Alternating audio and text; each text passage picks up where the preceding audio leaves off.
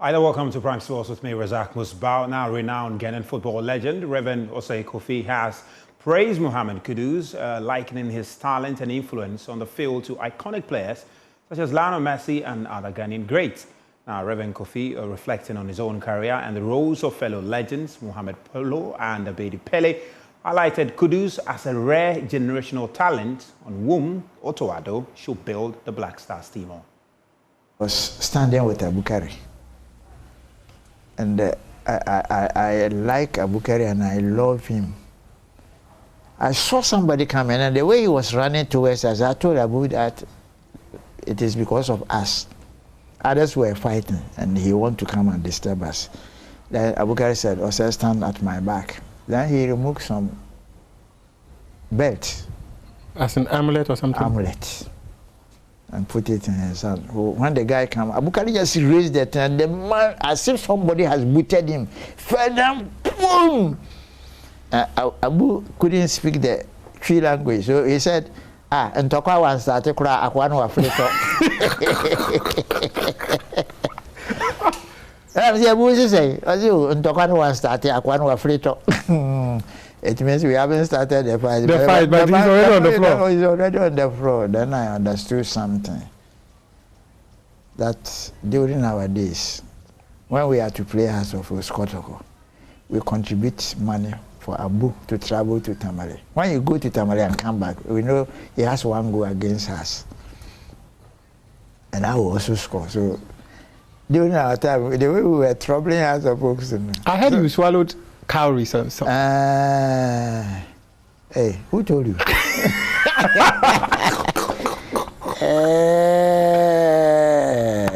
And unfortunately, that brought the end of Robert Mensah. When we returned from Britain in 1968, before leaving, there was a league going on, yes. But we asked permission that when we come back now, we will play the remaining matches as outstanding. So you swallowed the cowries? I'm telling you the story, then you are drinking the soup of it. Well, the full interview and more on the life of Reverend Osei Kofi will air tomorrow on the AM show. Do make a date there. Well, let's move away from that because Black Stars defender Jerome Opoku has signed for Turkish side Istanbul in a permanent deal from Arouca FC of Portugal. Now, Opoku, who had initially signed for Basakere on a season-long loan last year, but the Super League side have decided to activate the option to buy clause in his loan contract that will see him at the club for another 3 years. Opoku made 28 appearances for the club last season, scoring 4 goals and keeping 8 clean sheets. Now, Opoku did make his debut also for the national team in a 4-0 friendly loss to the United States and has gone on to make 2 caps, with the other coming in a 2-2 draw with Uganda, which he got sent off. Well, let's just stay on Ghanaian players moving, and it's Black Stars midfielder Elisha Owusu, who has also agreed a contract extension with League 2 winners Auxerre that will see him at the club until 2027. Now, as Auxerre's vice captain, Owusu has decided to commit his future to the club following their promotion to the French top flight. He has made 33 appearances in League 2 last season, scoring 1 goal and providing 2 assists. Now, he did join the club in 2021, but an injury to his Achilles kept him sidelined for the rest of the season. And following his return, he managed to help the club regain promotion to the top flight with the assistance of his countryman, Gideon Mensah.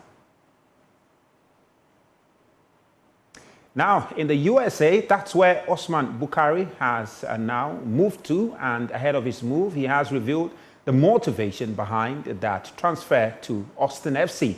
And the winger, previously with Serbian champions Red Star Belgrade, has signed a lucrative 3-year contract as a designated player, positioning him among the top earners at the Texas-based club. Now, Bukari, who arrived in Texas on Tuesday, eagerly anticipates joining his new team and contributing to their ambitions. Bukari transfer to Austin FC comes on the heels of a successful tenure with Red Star Belgrade, where he played a pivotal role in their consecutive domestic doubles in Serbia. His arrival is anticipated to bolster Austin FC's team come next season. Well, he's been speaking following that move. Now, let's turn to Europe, where Antonio Conte, following his appointment as Napoli, has been addressing the media, and he's promised fans that his team will be full of passion and difficult to face. Now, he assured the supporters that they can expect a determined and formidable side under his leadership. The easier one, you say, or the difficult one? If it's the difficult one, then it's obviously the side with Spain, Germany, Portugal, and then France. That definitely is the most difficult side. The other side is a little bit manageable. If you look at the side, it means that we have there's a likelihood that just one of Spain, Germany, Portugal, and then France are going to be in the final, and that's exactly what makes it tough. And if you look at these games quickly, Spain versus Georgia, it's going to be a tough one. The Georgians have done something that they've not done before, but the Spaniards are proven to be excellent in this competition. I think that they will get this job done. The Germans have a difficult time against the Danes. The Danes are stubborn, very, very stubborn without the ball, very aggressive team. They play very well. In fact, they went through this because they had less yellow cards in there. And it tells you how much of a team that they are in terms of going into battles, going into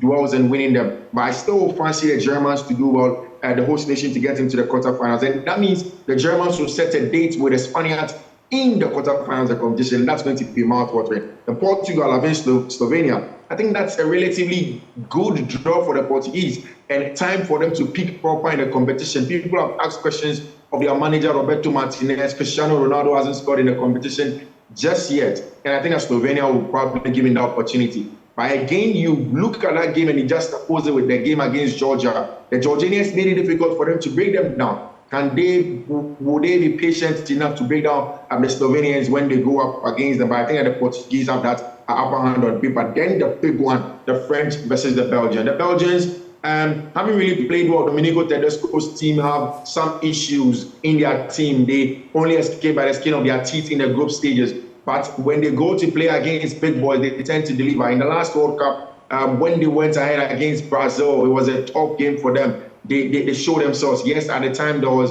Eden Hazard in their team. It's a different Belgian side now. Yeah. But I think against the French, who are also very mechanical, not fluid enough, the Belgians can hold their own. This is a game that I think will travel and go into extra time. Then on the other side, Romania versus the Netherlands, I think that the Netherlands will have a good job to go through.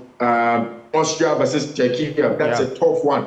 Should be Austria, Austrians right? are proven to be good. Yes, but the Czechs have also shown that they are very tough not to crack. But I think that the Austrians will go through. Then the Italians have a top draw. So obviously the other side is very difficult. Fifi, wonderful. We'll wait to see what happens starting on Saturday through to Sunday and Monday. Well, Fifi Manfred, thank you very much. That's all we'll go for you in Prime Sports tonight with me, Razak Musbao, and we'll go more stories on myjoyonline.com/sports. Thank you for being a part of it.